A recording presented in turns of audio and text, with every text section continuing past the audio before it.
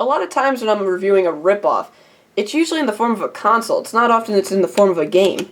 And it's also not that often that it's in the form of a Game Boy Advance game. This one was donated to me by Jordan. He also had some cool fan art that he did on his letter that was included with it as well. I like that. But this is a multi-cart for the Game Boy Advance, 36 in 1. It even advertises no repeat. So it's got the characters from Monsters Inc. on there. It says Game Boy Advance on the cart, but on the sticker it says Game USA Advance. The font's also different on the cartridge too. If you compare it to an official cartridge,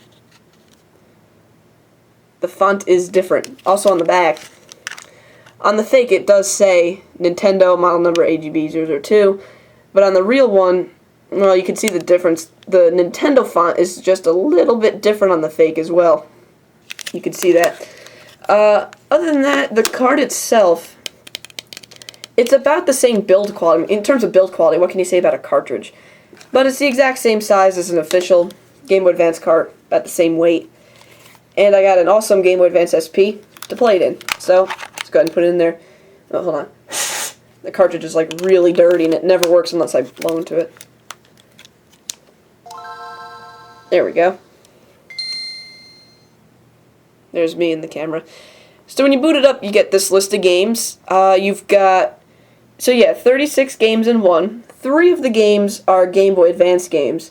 The rest are all NES games. So, Crash Bandicoot. Yeah, it's Crash Bandicoot for the Game Boy Advance. I never played the original, so I don't know, in terms of quality, if it's exactly the same or what. I can't vouch for that, unfortunately. Let's go ahead and restart it for a different game. Monsters Inc. It's just the Monsters Inc. Game Boy Advance game. Super Mario Advance 2, that's pretty interesting. It's Super Mario Advance 2, alright. Huh. That's funny. I was playing this last night, and I had a file on File A. I was already in World 2, and now the file's gone. Interesting. I guess we'll go on File B. Now, in terms of the game itself, I don't really notice any slowdowns or anything like that in performance. The sound is okay. It really does seem like you're playing the official game, except for the fact that it erased my save. But other than that, it's Super Mario World, aka Super Mario Advance 2. Plays exactly like the original. Now, I wonder if that file's gone now. Now, let me show you the NES games on here. They're pretty interesting. They're a pretty unique case. Where the NES games, they're not... Remember when the Game Boy Advance was out and they re-released some NES games for the Game Boy Advance in their series of classic NES Game Boy Advance games? None of these are them. These are actually, for those of you familiar with the homebrew scene for Game Boy Advance, there is a program you can get for Game Boy Advances if you have a Game Boy Advance flash cart, where you can play NES games on your Game Boy Advance. It's called Pocket NES. So it's an NES emulator for your Game Boy. All of these NES games use that emulator. So like we'll go to Galaga here. Still shows Namco, whatever. So it's very faithful to the original because it's totally unchanged from the original. But just like in the Pocket NES emulator, you press L and R at the same time, and you get the Pocket NES emulator menu. So just like the real emulator, you could save your state, you could change how the display is, you could turn turbo buttons on or off. If I made Pocket NES, I'd be pretty pissed off to know that, the emulator is free to download, but the fact that somebody's putting it on a cartridge and selling it, and you're not getting any of the cut, it's kind of low. You can even put it to sleep, but I can't figure out how to get it out of sleep mode. It's still on, but I don't know how to...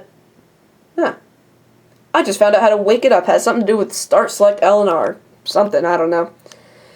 It's got a pretty decent selection of games. Let me show you them in detail.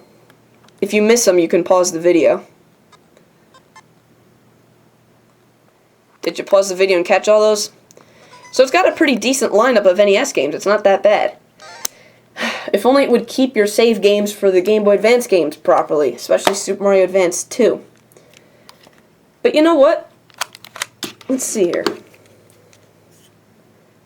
Yep, it's got a tri-wing screw, so it is hard to open up. Luckily for me, though, I do have a tri-wing screwdriver. So let's go ahead and open this up, along with an original Game Boy Advance cartridge, which also has a tri-wing screw. Let's see how the innards of these two cartridges compare to each other.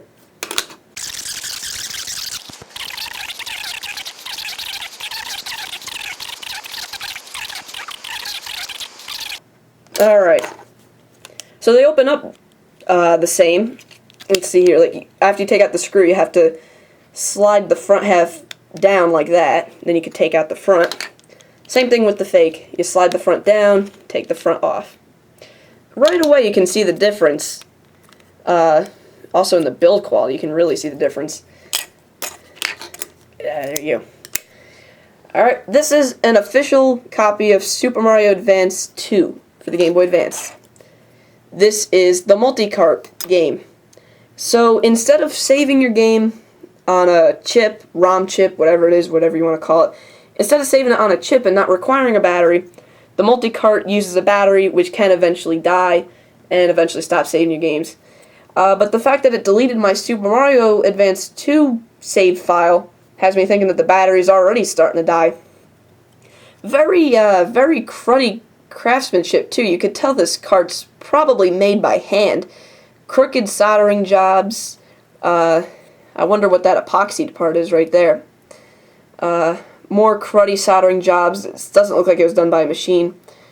It looks like some soldering flux still on the chip there. The contact pins are very dirty. I didn't clean them yet. It's got a weird stamp and a sticker on it. It's probably for their reference, saying what game of theirs it is, what multi-cart of theirs it is. But yeah, you can see the difference right away upon opening it. So it's a very unreliable cart that will eventually stop saving your game.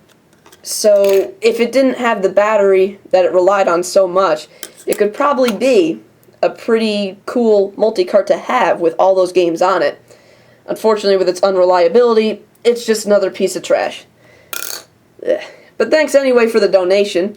Again, subscribe for future videos. Thank you guys for being fans, and thanks for watching.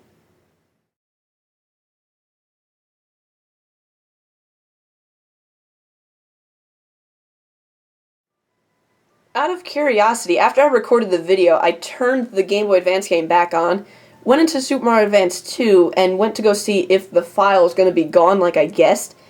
Would you believe it actually did the opposite? Not only did it bring that first missing file back, but it also brought back some other mystery missing file that was on file C. So it actually went back in time and brought back old missing deleted files? What is good? This is ridiculous. It's enough to even make Little Cat hang his head in shame. My head's hung in shame.